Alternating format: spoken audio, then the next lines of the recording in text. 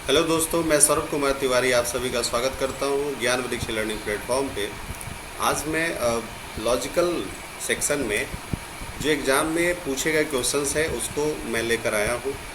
और मैं आपको बता दूं कि अभी मैंने अपने पेज पे ज्ञान वृक्ष एप्लीकेशन पे रीजनिंग और डीआई दोनों मैं सेक्शन लेकर आया हूं। और कल से उसकी क्लास शुरू हो जाएगी, कल मतलब 10 तारीख से। तो अगर अभी तक जो इनरोल्ड नहीं हो पाए हैं वो जल्द से जल्द इनरोल्ड हो जाएं और सेशन का फ़ायदा उठाएं। चलिए, आज मैं आपको प्रीवियस सेट करा रहा हूँ। आपको ये देखना है कि एग्ज़ाम में कैसे क्वेश्चंस पूछे जा रहे हैं और आपको किस लेवल तक की तैयारी करनी है ना।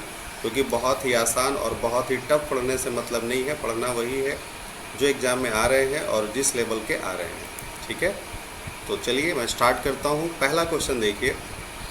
पहला क्वेश्चन है कि it has been reported in recent years that a very large number of seats in engineering colleges in the country remain vacant at the end of the admission session. ठीक है ना। तो पूछा गया है कि which of the following may be the probable cause of the above effect. मतलब ये जो इफेक्ट जो पड़ रहा है तो उसका आखिर कारण क्या है ये आपको बताना है। तो देखिए, पहला हिंदी में पढ़ दूँ। इसमें यह लिखा गया है कि हाल ही के वर्षों में यह बताया गया है कि देश में इंजीनियरिंग कॉलेजों में बहुत बड़ी संख्या में प्रवेश सत्र के अंत में रिक्त रहते हैं। मतलब जो जगह है, जो सीट्स है, वो वैकेंट ही रह जाते हैं। तो इसका कारण आपको बताना है। तो देखिए, पहला बोला कि हाल ही के वर्षों में आर्थिक मंदी के कारण इंजीनियरिंग स्नातकों की भर्ती में काफ़ी कमी आई है। क्या ये कारण हो सकता है? मतलब ये देख रहे हैं कि अभी जो है वह जो हमारी जो अर्थव्यवस्था है वो काफ़ी स्लो डाउन चल रही है। ठीक है ना। तो उसके चलते ये बोला जा रहा है कि स्नातकों की भर्ती में कमी आई है। क्या यह कारण हो सकता है? पहला ये बोला गया है। दूसरा ये है, तो ये तो देखो एक कोरिलेट कर रहा है ना कि आखिर जो सीट्स है वो वैकेंट क्यों रह जा रहे हैं। तो ये देखा जा रहा है कि अभी जो आर्थिक मंदी है तो उसके कारण जो इंजीनियरिंग जो ग्रेजुएट्स हैं तो उनकी भर्ती में, मतलब उनके रिक्रूटमेंट में वो क्या हो रही है, कमी आ रही है। तो ये एक कारण हो सकता है जो सुटेबल लग रहा है। चलिए आगे पढ़ते हैं। दूसरा है कि छात्रों ने हमेशा इंजीनियरिंग के लिए 4 साल समर्पित करने। तो ये देखो, अब जब भी अगर ऑलवेज वगैरह वर्ड आ जाए कि स्टूडेंट्स हैव ऑलवेज, है ना, ये हमेशा ये बोला गया, prefer to complete graduation in 3 years time instead of devoting 4 years for engineering. ठीक है ना। तो ये है कि भाई 4 के बदले 3। तो ये कहीं आपके स्टेटमेंट में ऐसा कोई जिक्र नहीं हुआ है। ठीक है। और इसमें एक वर्ड देखो, आप इसी से बस काट सकते हो, हमेशा, है ना। तो दूसरा तो कभी भी लॉजिकल सेक्शन सही नहीं होगा। थर्ड आते हैं। सरकार ने हाल ही में अपनी लागत पर सभी इंजीनियरिंग स्नातकों को योग्यता के बाद पेशेवर प्रशिक्षण प्रदान करने का निर्णय लिया है। तो ये तो बात की बात है ना कि उनको जो है हम अगर प्रोफेशनल ट्रेनिंग देंगे। The government has recently decided to provide post qualification professional training to all engineering graduates at its own cost. ठीक है। तो देखो, अगर यहाँ पे ये बोला गया है कि वो अपने खर्चों से जो है उन लोग को ट्रेनिंग देंगे, तो ऐसा तो है नहीं। अगर ट्रेनिंग वगैरह देते, अगर उनको अगर अपना फ्यूचर ब्राइट दिखता तो पढ़ाई करते, बट ऐसा तो है नहीं। तो तीसरा वाला भी कारण नहीं लगता। थर्ड आइए, सॉरी चौथा आइए, D number. There has always been a very poor success rate among the engineering students. Engineering छात्रों के बीच हमेशा बहुत ख़राब सफलता दर रही है। अब देखो, अब यहाँ पे फिर से वही एक वर्ड आ गया हमेशा, तो ये भी कभी आंसर नहीं होगा। और फिर है नन ऑफ दिस। तो इसमें सबसे जो सटीक आंसर है वो पहला हो सकता है, आर्थिक मंदी। और उसमें ये बोला गया है कि आर्थिक मंदी को देखते हुए बहुत सारे जो इंजीनियरिंग जो ग्रेजुएट्स हैं, इकॉनमी जो स्लो चल रही है ना। तो ये फर्स्ट वाला कारण हो सकता है जो कि सुटेबल है। चलिए आगे बढ़ते हैं। अब देखो सी नंबर में, देखो क्या था ना कि उनको जो है प्रोफेशनल ट्रेनिंग वगैरह दी। तो ये तो पॉजिटिव थॉट्स है। अगर ऐसा हो तो और तो अच्छी बात है। ठीक है। तो सी पे कन्फ्यूज़न नहीं होना चाहिए। और बी और डी क्यों गलत है? क्योंकि इसमें ऑलवेज आया, हमेशा वर्ड आया, इसीलिए वो क्या होगा, गलत होगा। ठीक है। आपको एग्ज़ाम में इस तरह से अप्रोच करना है। चलिए अब हम लोग क्वेश्चन नंबर 2 देखते हैं। हमें उम्मीद है कि आपको पहला वाला क्वेश्चन समझ में आया होगा। चलिए क्वेश्चन नंबर आइए सेकंड देखते हैं बच्चों। इसमें ये लिखा गया है कि majority of the students who appeared in the final examination of postgraduate courses in management in the local college have secured first class, which is comparatively मतलब comparison किया गया है higher than the performance of students of other management colleges in the state. Which of the following may indicate that the result are not in line with the general trend। ठीक है, इसमें ये बोला गया कि स्थानीय कॉलेज में जो मैनेजमेंट की जो पढ़ाई है तो उसमें स्नातकोत्तर है ना, ग्रेजुएट के बाद पोस्ट ग्रेजुएट जिसको कहते हैं, पाठ्यक्रम की अंतिम परीक्षा में बैठने वाले अधिकांश छात्रों ने प्रथम श्रेणी हासिल की है ना। मतलब पोस्ट ग्रेजुएट में उन्हें मतलब फर्स्ट क्लास से उन लोग पास हुए हैं। ठीक है, जो राज्य के अन्य प्रबंधन कॉलेजों के छात्रों के प्रदर्शन की तुलना में अधिक है। ठीक है, तो इसमें आपको ये बता रहा है कि निम्नलिखित में से कौन सा संकेत दे सकती परिणाम सामान्य प्रवृत्ति के अनुरूप नहीं है। ठीक है, आखिर मतलब इसमें क्या ऐसा स्पेशलाइजेशन हुआ जो कि सामान्य जो स्थिति है उसके अनुरूप नहीं है। ठीक है, तो आपको एग्ज़ाम में इस तरह से भी क्वेश्चन आएंगे, उस पर भी आपको फोकस करना है। आइए चलिए देखते हैं,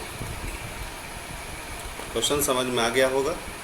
फर्स्ट ये बोल रहा है कि स्थानीय कॉलेज के छात्र अन्य कॉलेजों की तुलना में जो उनकी जो क्वालिटी है वो बेहतर है, इसीलिए उनका ऐसा रिजल्ट आया।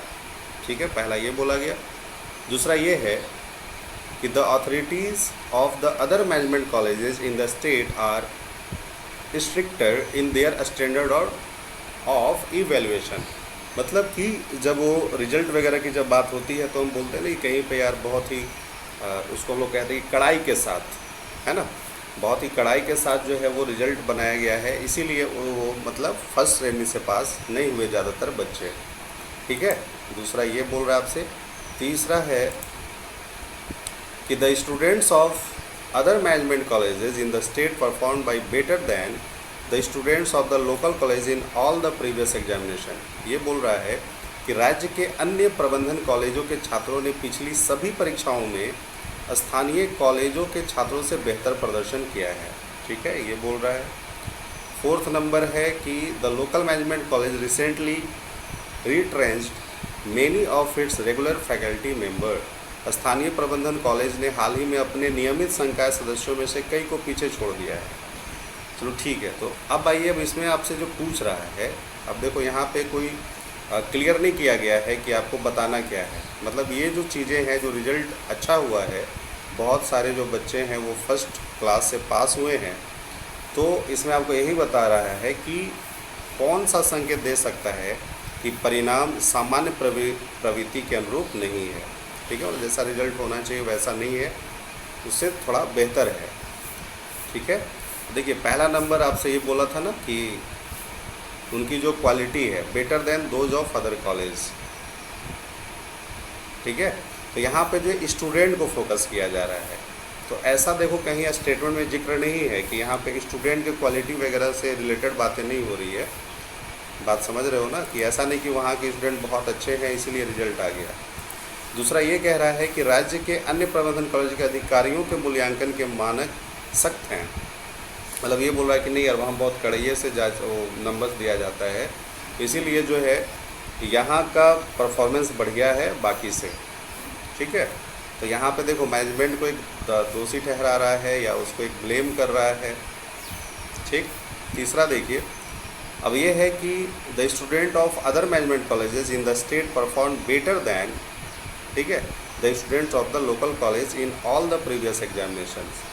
अब देखो यहाँ पे ये भी है कि मतलब कि जितने भी प्रीवियस जो एग्ज़ाम्स हुए हैं, ठीक है ना, कि राज्य के अन्य प्रबंधन कॉलेजों के छात्रों ने पिछली सभी परीक्षाओं में स्थानीय कॉलेजों के छात्रों से बेहतर प्रदर्शन किया है। ठीक है, तो ये जो है आपका आंसर हो सकता है कि जो जनरल जो ट्रेंड है, ठीक है ना, कि क्या इंडिकेट कर रहा है कि उनका रिजल्ट बेहतर क्यों है, वहाँ के बच्चे फर्स्ट मैक्सिमम क्यों आए हैं। तो हम बोल सकते हैं ना भाई फर्स्ट इसीलिए आए क्योंकि वहाँ के जो बच्चे हैं वो बहुत पहले से ही, ठीक है ना, प्रीवियस सारे एग्ज़ाम से जो वो बेहतर करते आए हैं। ठीक है, तो इसका आंसर सही आंसर होना चाहिए ऑप्शन नंबर सी। ठीक है, तो ये चीज़ें भी आपको क्वेश्चन नंबर सेकेंड भी आपको समझ में ज़रूर आया होगा। चलिए क्वेश्चन नंबर थर्ड के ऊपर। क्वेश्चन नंबर देखिए थर्ड में है कि मानसून के पहले 2 महीनों के दौरान, ठीक है, शहर की सड़कों की हालत काफ़ी ख़राब हो गई है और अधिकांश सड़कों में बड़े गड्ढे हो गए हैं। निम्नलिखित में से कौन सा उपरोक्त कारण का संभावित प्रभाव हो सकता है? ठीक है ना। तो आखिर इसका प्रभाव क्या होगा? देखो यहाँ पे आपसे इफेक्ट पूछ रहा है। कारण तो आपको दिख ही गया कि ये जो कारण है कि बड़े बड़े गड्ढे भर गए हैं 2 महीनों से, और जब बरसात होती है तो मानसून में क्या होता है, पानी उसमें भर जाता है। ठीक, तो प्रभाव आइए देखते हैं इसका क्या प्रभाव पड़ेगा। पहला बोला कि the municipal corporation had repaired all the roads in the city before the onset of monsoon with good quality material. तो अच्छा बोला कि अच्छी गुणवत्ता की सामग्री के साथ मानसून की शुरुआत से पहले नगर निगम ने शहर की सभी सड़कों की मरम्मत की थी। अब बताओ कि यहाँ पे क्या है कि बचाव किया जा रहा है कि भाई पहले किया था अब टूट गया, तो ये इसको कोरिलेट नहीं कर रहा है, ये प्रभाव नहीं होगा। ये बताओ कहीं क्या आपको इफेक्ट दिख रहा है? नहीं दिख रहा है। ऐसा लग रहा है कि नगर निगम को बचाया जा रहा है। आइए दूसरा देखते हैं। दूसरा ये बोला कि a large number of people have developed spine related injury after regularly commuting long distances by road within the city। शहर के भीतर सड़क द्वारा लंबी दूरी के नियमित रूप से यात्रा करने के बाद बड़ी संख्या में लोगों को रीढ़ से संबंधित चोटें विकसित हुई हैं। देखो ये भी एक कारण हो सकता है कि भाई जब गड्ढा वगैरह पड़ गया, अब इसका जो इफेक्ट क्या होगा ये हम लोग देखते हैं। ये भी देखो एक कारण बन सकता है, ठीक है ना, ये कारण बन सकता है। थर्ड आइए देखते हैं। ये बोला कि नगर निगम पिछले दिनों सड़कों की मरम्मत के लिए ठेकेदारों को चुनने में सावधानी बरत रहा है। देखो अब जो है ऐसा है ना कि भाई रोड टूट गए हैं, ये सब हो गया है, तो दूसरा वाला भी तो एक कारण हो सकता है कि हाँ भाई चलो रीढ़ की हड्डी में प्रॉब्लम हो रही है, और भी जगह प्रॉब्लम हो सकती है, एक्सीडेंट हो सकता है। तो ये सब जो है वो इफ़ेक्ट दिखना चाहिए था, लेकिन ये लग रहा है कि हाँ दूसरा हो सकता है। मतलब छोटी मोटी बात है, अगर कोई स्ट्रॉन्ग पॉइंट नहीं मिलेगा तो हम लोग सेकेंड को सही कर सकते हैं। लेकिन चलिए आगे देखते हैं, अगर और भी कोई अगर स्ट्रॉन्ग पॉइंट मिल जाए तो वही सही हम लोग मानेंगे।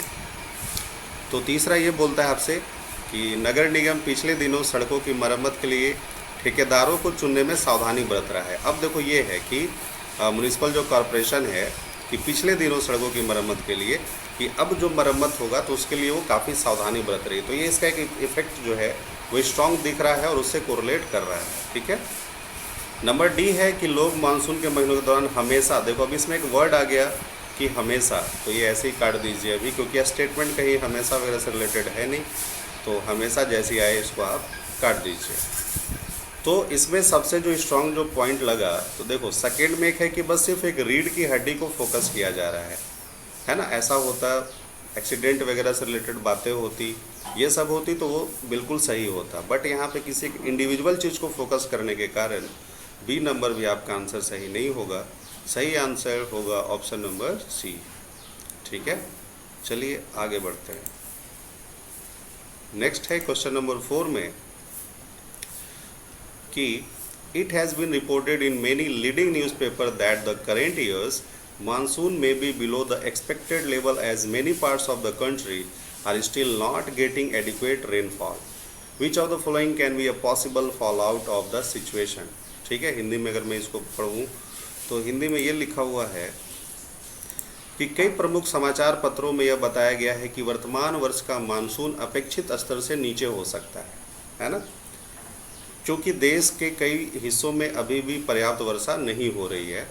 तो निम्नलिखित में से कौन सी उपरोक्त स्थिति का संभावित पतन हो सकता है? अगर मान लो मानसून अगर समय से ना आए तो आखिर अब क्या इफेक्ट पड़ेगा, ये आपको बताना है। तो देखिए पहला ये है कि people from areas with less rainfall में माइग्रेट टू अर्बन एरियाज। कम वर्षा वाले क्षेत्रों के लोग शहरी क्षेत्रों में पलायन कर सकते हैं। चलो ठीक है, ये एक हो सकता है मानसून वगैरह को लेकर के कि भाई यहाँ पलायन अब हो सकता है। सेकेंड है कि सरकार इन क्षेत्रों में प्रभावित सभी किसानों, देखो यहाँ पे आगे सभी किसानों को भूतपूर्व भुगतान की घोषणा कर सकता है। अब ये बोल रहा है, तो ये एक अजम्पशन है ना, बट आपको अजम्पशन तो बताना नहीं है, तो सेकेंड तो ऐसे ही गलत हो गया। थर्ड आइए,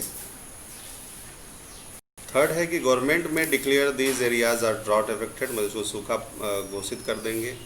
फोर्थ नंबर है लोग सरकार को दोषी ठहरा सकते हैं और खेती के लिए पर्याप्त पानी न मिलने पर आंदोलन कर सकते हैं। ठीक है, तो आइए अब इस पे क्या है स्टेटमेंट पे चलो हम लोग फोकस करते हैं। ठीक है, स्टेटमेंट के अकॉर्डिंग मुझे आंसर आपको देना है। अगर अच्छे से बरसात नहीं हुई, ठीक है, तो कौन सा स्थिति का संभावित पतन हो सकता है, बरसात नहीं होगा तो ये अब होगा कि नहीं होता है तो होता है ना कि अगर मान लो गांव में खेती वगैरह नहीं हो रही तो लोग वहाँ से क्या होते हैं, पलायन करने शुरू करते हैं। ठीक है ना, काम की तलाश में इधर उधर जाना शुरू करते हैं। तो इसका सही आंसर होगा ऑप्शन नंबर ए। ठीक है, चलिए क्वेश्चन नंबर 5 को देखते हैं। चलिए क्वेश्चन नंबर 5 देखिए, बोला है इसमें कि there has been a spate of rail accidents in India in the recent months, killing large number of passengers and injuring many more. This has raised serious doubt on the railway's capability of providing safety to travelers. ठीक है, तो यहाँ पे है ना कि अभी हाल ही के महीनों में भारत में रेल दुर्घटनाओं की एक बड़ी संख्या रही है, जिसमें बड़ी संख्या में यात्रियों की मौत हुई है और कई घायल हुए हैं। तो इससे यात्रियों को सुरक्षा प्रदान करने की रेलवे की क्षमता पर गंभीर संदेह पैदा हुआ है। ठीक है, तो which of the following statement, मतलब ये जो स्टेटमेंट जो दिया गया है, ठीक है, तो इसको कहते हैं कि substance the views expressed in the above statement. तो निम्न से कौन सा कथन उपरोक्त कथन में व्यक्त विचारों की पुष्टि करता है ना। क्या आखिर आप इसको जब पढ़े तो क्या आपके मन में जो थॉट्स है वही बताना है। तो पहला बोला कि Indian railways is known for providing best comfort to its passenger, मतलब भारतीय रेलवे अपने यात्री को सर्वोत्तम सुविधा प्रदान करने के लिए जाना जाता है। दूसरा है कि लोगों के पास रेल पर लंबी दूरी की यात्रा करने के अलावा कोई विकल्प नहीं है, ये तो बिल्कुल गलत है। नंबर थर्ड आइए, हाल ही के दिनों में कई स्थानों पर रेल की पटरियाँ ये पहनने और आंसू हो गए हैं। अच्छा चलो ठीक है, ये है कि आपको यहाँ पे ये देखना है कि जो रेल के जो पटरी अगर आप अभी देखते हो, ठीक है ना, तो वो मतलब उसकी स्थिति दयनीय है, आप ऐसे समझिए इसको, है ना। नंबर डी देखिए, ऑप्शन नंबर डी, स्थानीय निवासी हमेशा ऐसी, तो हमेशा का तो बात ही हटा दो।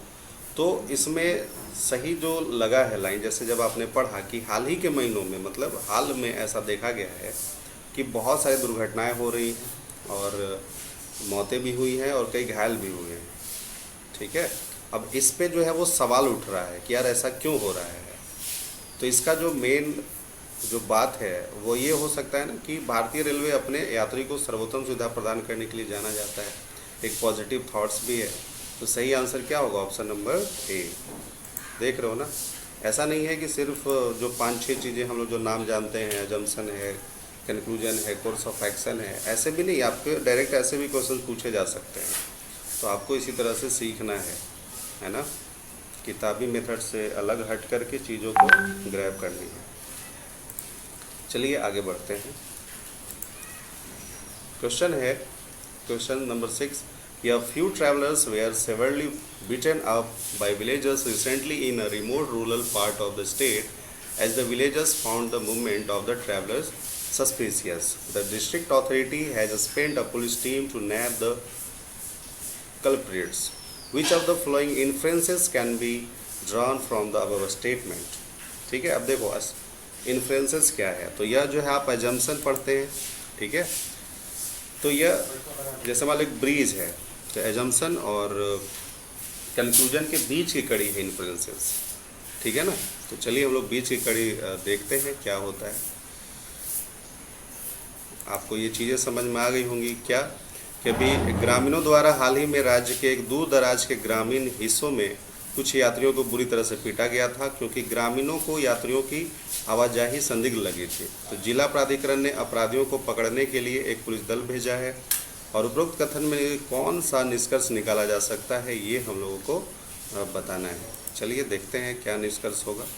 और आपको देखो एग्ज़ाम में निष्कर्ष जिसको कंक्लूजन कहते हैं, और अच्छा चलो इसमें कंक्लूजन ही बताना है। चलो तो कंक्लूजन हो गया, अजम्पशन हो गया और इन्फ्रेंसेस हो गया। तो ये तीन चीज़ों को बड़े बारीकी से समझना है। तो चलिए हम लोग यहाँ पे आपसे कंक्लूजन पूछा है, तो आइए देखते हैं क्या होगा भाई कंक्लूजन इसका। तो पहला बोला कि ग्रामीणों को अपने आसपास के क्षेत्र में जो अजनबी हैं की उपस्थिति पसंद नहीं है। ये बोल रहे हैं कि भाई जो अगर उनके गांव के अगर आसपास कोई अगर अजनबी आ जाते हैं तो वो उनको लाइक नहीं करते। तो बताओ क्या आप इससे, इस पूरी स्टोरी से क्या आप ये कहानी निकाल सकते हैं, मतलब ये निष्कर्ष निकाल सकते हैं इस स्टोरी से? नहीं। दूसरा है कि villagers are generally suspicious in nature, मतलब वो आमतौर पर वो प्रकृति में संदिग्ध ही हैं, मतलब वो सब पे शक करते हैं। तो ये भी तो गलत है क्योंकि आप उसको ब्लेम कर रहे हो। तीसरा कि travellers prefer to visit countryside, यात्री देश विदेश जानती है, तो यात्री से रिलेटेड बातें हो गई। नंबर 4 है कि सरकार आमतौर पर देश भर में यात्रियों को सुरक्षा प्रदान करता है। The government generally provides protection to travellers across the country. अब ये बोला जा रहा है कि जो सरकार है वो प्रोटेक्शन प्रदान करता है ट्रैवलर्स को पूरे कंट्री में, ठीक है। तो आप देख रहे हैं ना कि इस जो कहानी जो पढ़े आप, तो उसमें क्या देखें कि पहले ग्रामीण आता है, उसको शक होता है तो वो पिटाई करता है। पिटाई करने के बाद क्या होता है कि जिला प्राधिकरण ने अपराधियों को पकड़ने के लिए, अब देखो तो जिला जो प्राधिकरण है वो क्या करता है, अपराधियों को पकड़ने के लिए पुलिस दल भेजता है। तो ये पूरे स्टोरी से आप एक कंक्लूजन ये निकाल सकते हो ना कि सरकार जो है आमतौर पर जो देश भर से जो यात्री आते हैं उसको सुरक्षा प्रदान करता है। तब तो ऐसा हुआ ना कि पुलिस दल तुरंत भेजा गया वहाँ पे।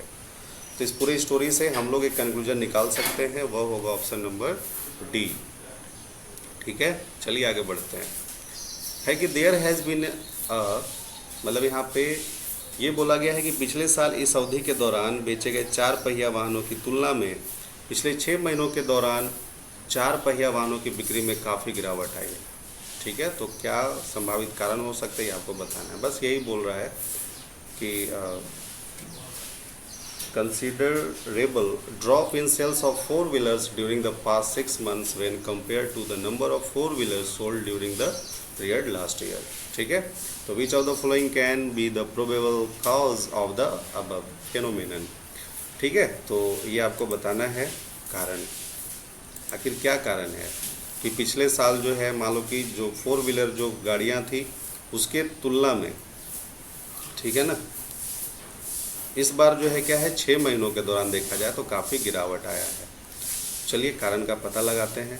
पहला बोला कि the government imposed higher excise duty on four wheelers at the beginning of the years.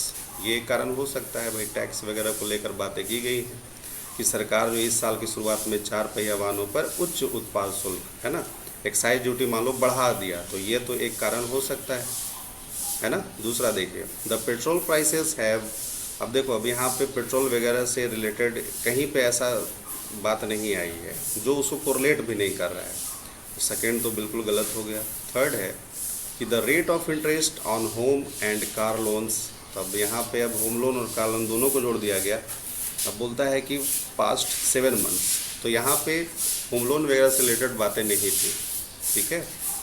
तो अच्छा ये 3 है, इससे हमें ऑप्शन बताना है, चलो ठीक है। तो अब हम फिर से इसको देखते हैं। पहला ये बोला कि टैक्स वगैरह हो सकता है। अब देखो तीसरा भी इसमें है कि the rate of interest on home and car loans, इसमें भी आ गया, तो तीसरा भी हो सकता है। सेकंड अब इसको देखते हैं कि the petrol prices have been risen, हाँ ठीक है, ये भी अब कह सकते हैं। तो सही आंसर हो जाएगा ए नंबर, करेक्ट आंसर क्या होगा ए नंबर। चलो तो इसमें सब कारण जो है वो सुटेबल बैठ रहे हैं। आगे बढ़ते हैं। There is an alarming trends of skewed sex ratio against women in India during the past decade and the situation may go out of hand if adequate steps are not taken to stop female foeticide, ठीक है। तो which of the following can be effective step to reverse the trend. तो इसमें आपसे ये कह रहा है कि पिछले 1 दशक के दौरान भारत में महिलाओं के खिलाफ तिरछे लिंगानुपात की चिंताजनक प्रवृत्ति है और कन्या भ्रूण हत्या को रोकने के लिए पर्याप्त कदम नहीं उठाए जाने पर स्थिति हाथ से बाहर हो सकती है। तो निम्नलिखित में से कौन सी प्रवृत्ति को उलटने के लिए एक प्रभावी कदम हो सकता है ना। जो भ्रूण हत्याएं हो रही हैं, ठीक है, उसको फोकस करना है। और महिलाओं की संख्या में कमी हो, ये भी एक चिंता का विषय है। तो चलिए देखते हैं प्रभावी जो है भाई स्टेप क्या लेना होगा, ये अभी आपको बताना है सरकार के द्वारा या आपके द्वारा, ये सब चीज़। तो पहला है कि सरकार सभी स्वास्थ्य केंद्रों पर माताओं की अपेक्षा पर स्कैनर सोनोग्राफी के उपयोग पर पूरी तरह से प्रतिबंध लगा दिया जाना चाहिए। अभी भी आप ये देखते हैं और एकदम ये आपसे रिलेटेड बातें हैं, ठीक है, इसको ज़्यादा समझाने की कोई ज़रूरत नहीं है।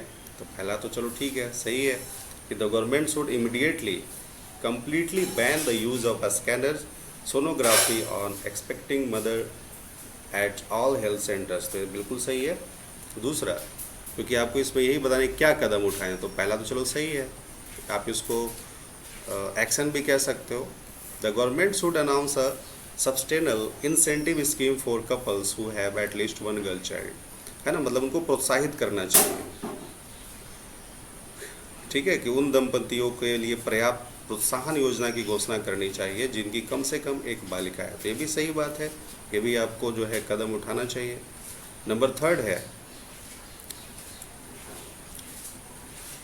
सरकार कन्या भ्रूण हत्या के खिलाफ जागरूकता पैदा करने के लिए एक राष्ट्र, हाँ ये भी सही है कि भाई, तो इसके सही आंसर होने चाहिए।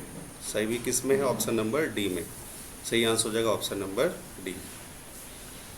तो ये बहुत टफ नहीं था, ये काफ़ी इजी था, आप समझ सकते हैं, और ये हर एग्ज़ाम के लिए इम्पॉर्टेंट है। लेकिन आज मैंने आपको बताया कि ये सब आपके एग्ज़ाम में पूछे गए क्वेश्चन है। आगे देखिए, a very large number of technically qualified young Indians are coming out of colleges every year, though there are not enough opportunities for them to get gainful employment, which of the following contradicts the views expressed in the above statement. देखो, अभी भी होता है ना कि तकनीकी रूप से युग जो युवा हैं भारतीयों के बहुत बड़ी संख्या हर साल कॉलेजों से बाहर आ रही है, हालांकि उनके लिए रोजगार प्राप्त करने के लिए पर्याप्त अवसर नहीं है। तो उपरोक्त कथन में व्यक्त विचारों में कौन सा विरोधाभासी है, कौन कॉन्ट्राडिक्ट कर रहा है, ये बस आपको इसमें बतलाना है। चलिए पहला देखते हैं। पहला बोला है कि technically qualified persons are far superior to those with standard degree like BA, BSc, BCom etcetera. देखो यहाँ पे तुलना वगैरह किया गया है और स्टेटमेंट में कहीं ऐसी बातें नहीं है, तो अगर लॉजिकल सेक्शन में कहीं तुलनात्मक बातें आती हैं वो गलत हो जाती है। तो पहला क्या हो गया? गलत। सेकेंड आते हैं, the government has not done effective planning for engaging technically qualified personal while authorising the setting up of technical colleges. सरकार तकनीकी कॉलेजों की स्थापना को अधिकृत करते हुए तकनीकी रूप से योग्य कर्मियों को संलग्न करने के लिए प्रभावी योजना नहीं बनाई है। तो ये भी क्या हम लोग करें? ब्लेम कर रहे हैं उस पर, इसीलिए दूसरा भी क्या होगा? गलत होगा। देखिए, मैं भी आपको बस एक प्रैक्टिस करा रहा हूँ, और जो क्लास किए हैं स्टूडेंट उनको ये चीज़ें समझ में आ रही होंगी, जो नहीं किए हैं वो जल्द से जल्द जुड़ें, और आपको एक डिफरेंट टाइप की पढ़ाई मिलेगी। डिफरेंट कहने का मतलब इजी लैंग्वेज में, मतलब जो एक हवा बना के रखे होगी, लॉजिकल समझ में नहीं आता, तो आप एक बार ज़रूर जुड़े। और जुड़ने से पहले यूट्यूब पे भी आपको हमारे वीडियोस ज्ञान वृक्ष जो हमारा चैनल है, यूट्यूब चैनल है, आप उस पर भी देख सकते हैं, ठीक है। चलिए सी नंबर देखते हैं। Huge gap exist between the level of competence of technical qualified graduates and requirements of the industry. यह है कि विशाल अंतर तकनीकी रूप से योग्य स्नातकों और उद्योगों की आवश्यकताओं की क्षमता का स्तर के बीच मौजूद है। मतलब यहाँ पर देखो डिफरेंसेस ये बताया जा रहा है, ठीक है भाई, दोनों में क्या है? गैप है।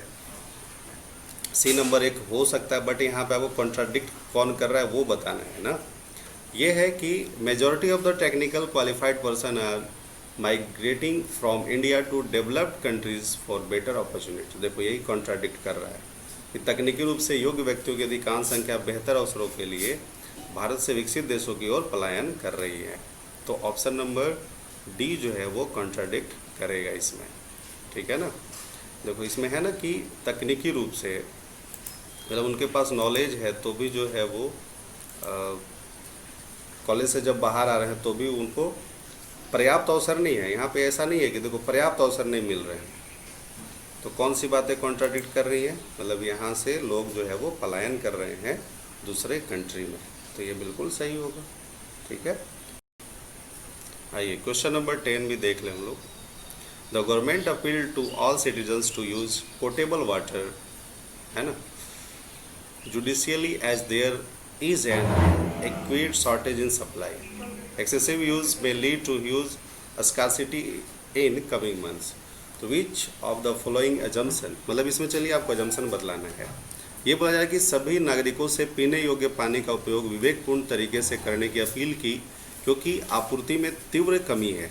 जैसे होता है ना कि भाई पानी की कमी होती है, तो सरकार जो सबसे अपील कर रही है कि भाई पानी का इस्तेमाल जो सोच समझ करके करें। ठीक है, तो अत्यधिक उपयोग से आने वाले महीनों में भारी कमी हो सकती है। बोल रहे भाई अगर ज़्यादा ही अगर आप यूज करेंगे तो फिर जो कमी है उसका आपको सामना करना पड़ेगा। तो अगर आप किसी को अगर ये समझा रहे हो तो इसमें आपको अजम्पशन बदला। अजम्पशन क्या होता है कि पहले आपके दिमाग में क्या बातें आई, ठीक है ना, वो चीज़ें इसमें आपको फाइंड करनी है। तो पहला बोला कि लोग अपील को अनदेखा कर सकते हैं, तो पहला गलत हो गया क्योंकि ये नेगेटिव थॉट्स है। दूसरा, government may be able to tap those who do not respond to the appeal, सरकार उन लोगों को टैप करने में सक्षम हो सकती जो अपील का जवाब नहीं देते, तो ये भी नेगेटिव थॉट्स है। Number C, government may be able to put in place alternative sources of water the events of crisis, सरकार संकट की स्थिति में पानी के वैकल्पिक स्रोतों को रखने में सक्षम हो सकता है। अगर वो सक्षम होती तो फिर ऐसा बात नहीं कहा जाता सरकार की तरफ से। नंबर डी है कि बड़ी संख्या में लोग सरकार की अपील का सकारात्मक जवाब, तो ये देखो बिल्कुल पॉजिटिव थॉट्स है, तो डी नंबर बिल्कुल करेक्ट आंसर होगा। ठीक है, तो करेक्ट आंसर डी नंबर ही इसका होगा। और ई नंबर में है कि पानी की आपूर्ति कमी केवल गरीबों को, तो देखो केवल अगर आ गया तो ऐसी गलत है। तो मैं उम्मीद करता हूँ कि आपको ये चीज़ें समझ में आई होंगी, और कोई भी अगर आपको किसी भी तरह का डाउट होता है आप हमारे ग्रुप में मैसेज छोड़ सकते हैं, आपको रिप्लाई तुरंत मिलेगा। ठीक है, थैंक यू वेरी मच।